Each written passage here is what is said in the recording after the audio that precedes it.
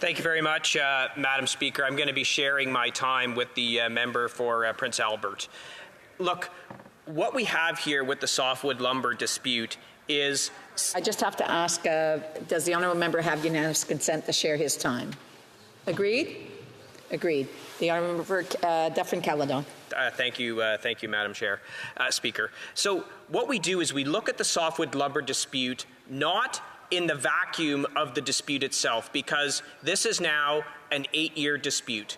Within 79 days of Prime Minister Harper being elected in 2006, the softwood lumber dispute was resolved, and we had lumber peace for 9 years.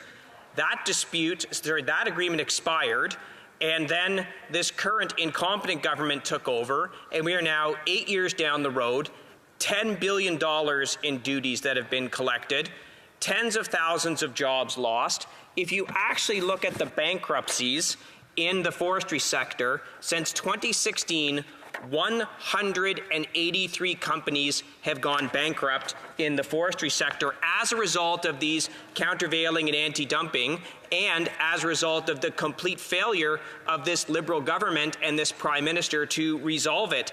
And the consequences just continue. In 2024, Terrence Bay Pulp Mill, 400 jobs lost. West Fraser in February of 2024, 175 jobs lost. In 2023, we have Canfor Prince George Pulp and Paper Mill, 300 jobs lost. These jobs are continuously being lost because of the absolute mismanagement of this issue. And if you don't believe me that this issue has been mismanaged, all you have to do is look at the Trade Committee's report on this and the recommendation in that report, of which there's 5 Liberal members. 5 Liberal members actually agreed with the statement that an agreement with the United States regarding softwood lumber ultimately will only occur through direct head of government negotiations. That's the recommendation from the committee, which included 5 Liberals. The fact that there has not been a resolution is because there's been a complete failure at the head of state level. This falls squarely on the feet of the Prime Minister. It's his job, it's his duty to resolve the dispute. He's failed miserably. And they keep coming back with these old bromides. Oh, the Team Canada approach. We're going to use a Team Canada approach. It's been 8 years.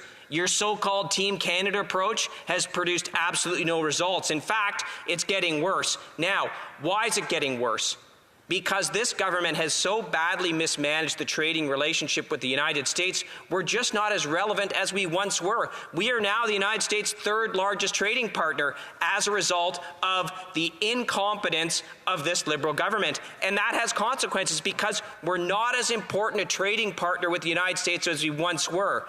They keep saying how trade is up. Trade is not up with the United States. Trade is up by price because of inflation, but volume of trade is down with the United States. Again, the only person responsible for this is the Prime Minister and the Trade Minister, who is not even here on the debate on softwood lumber.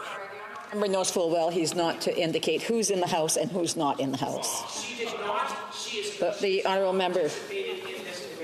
It was not her that led off the debate for the government.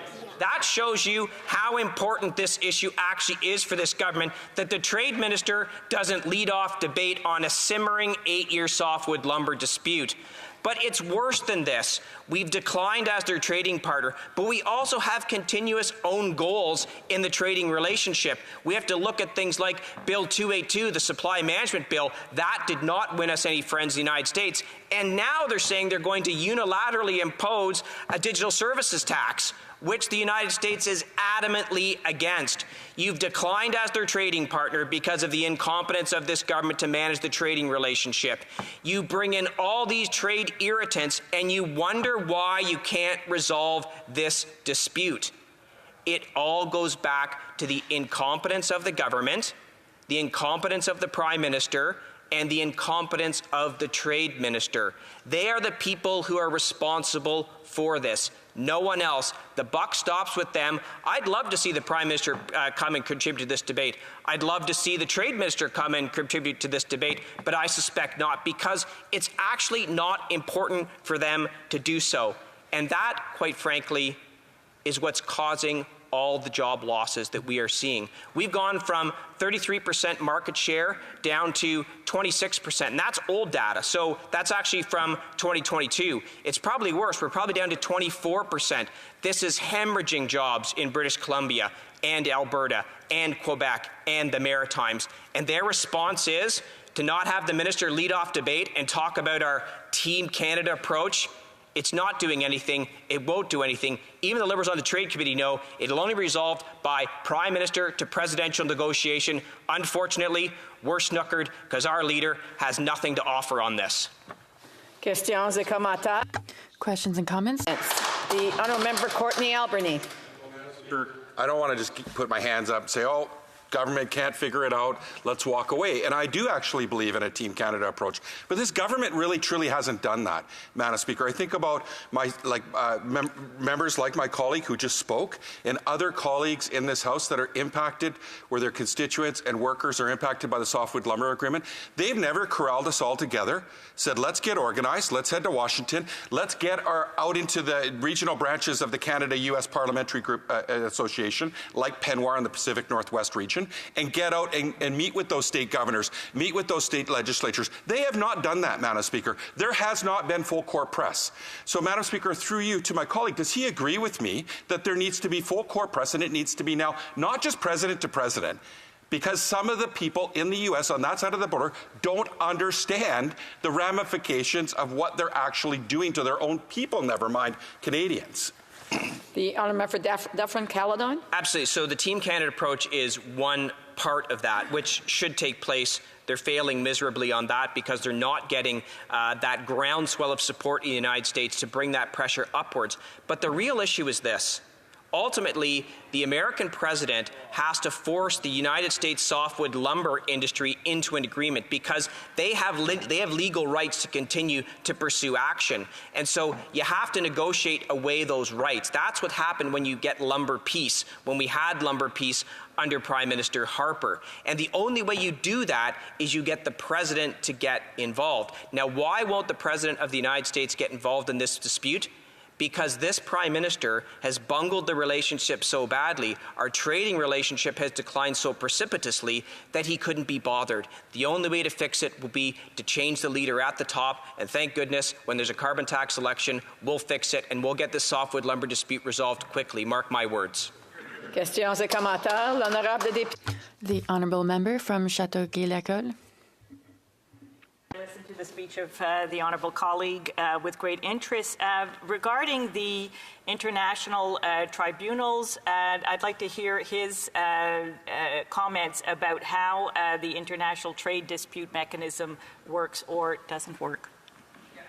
Honourable member for Dufferin-Caledon. So what these Liberals keep coming back to is we might win a dispute here or a dispute there, and that's going to resolve it because it's resolved it in the past. What she doesn't know is what the United States used to do is they would group these disputes together.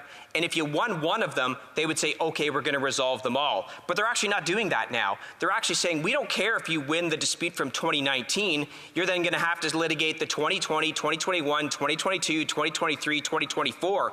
They're ragging the puck. They're not interested in resolving it. So we can get these little victories. They won't matter. Why?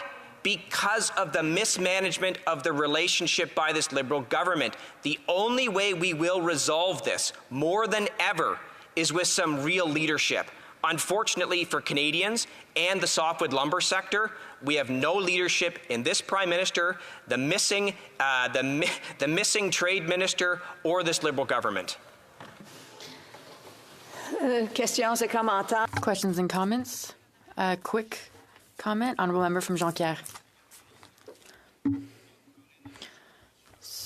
So there was an agreement negotiated with Mr. Harper, but I'd like to remind him that they actually lost $1 billion. $1 billion was left on the table in this agreement, so it wasn't a great agreement. But a question from my colleague: would he agree that we have a mechanism that would allow us to access cash flow, to give cash flow to stakeholders in this industry? The honourable member for Dufferin-Caledon has 50 seconds to respond. Well, look, I fundamentally disagree. What we did have was a good deal that returned almost all of the countervailing and anti-dumping duties to the softwood lumber industry. They were able to use that money to innovate, and we secured market access in the United States and lumber peace for 9 years. That's a great deal, and it's a deal that the Bloc Québécois will never sign because they will never be government.